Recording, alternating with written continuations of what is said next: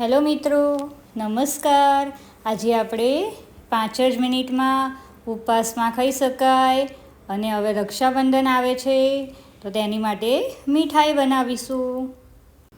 એકદમ ઇઝી રીતે બની જાય છે અને ખાવાની તો બહુ જ મજા આવે છે.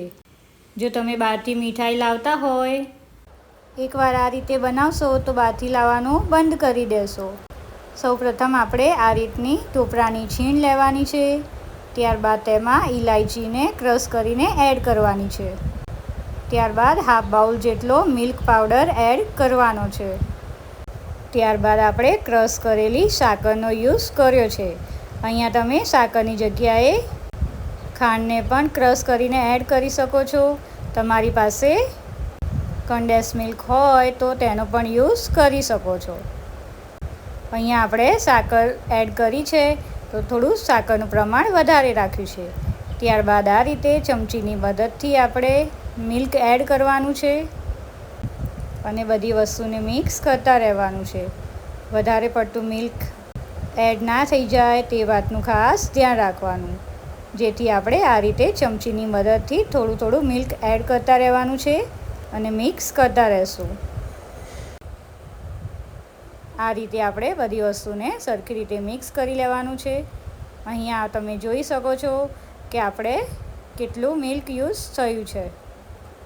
વધારે મિલ્કની પણ જરૂર પડતી નથી. ત્યારબાદ આપણે તેમાં તૂટી ફૂટીને એડ કરવાની છે. તમે ડ્રાયફ્રૂટ પણ એડ કરી શકો છો અને એમને સિમ્પલ રાખવી હોય તો પણ ખાવાની મજા જ આવે છે. ત્યારબાદ આ રીતનું ફોઇલ પેપર લેવાનું છે. તેમાં આપણે ઘીને સરખી રીતે સ્પ્રેડ કરી દેવાનું છે. તમારી પાસે કોઈ પણ પ્લાસ્ટિકની બેગ હોય તો પણ તમે તેનો યુઝ કરી શકો છો. ત્યારબાદ આપણે આ રીતે સરખી રીતે સેટ કરી લેવાનું છે અને એકદમ ટાઈટ રોલ વાળી દેવાનો છે. રોલ આપણો જેટલો ટાઈટ હશે એટલી મીઠાઈ એકદમ પરફેક્ટ બને છે.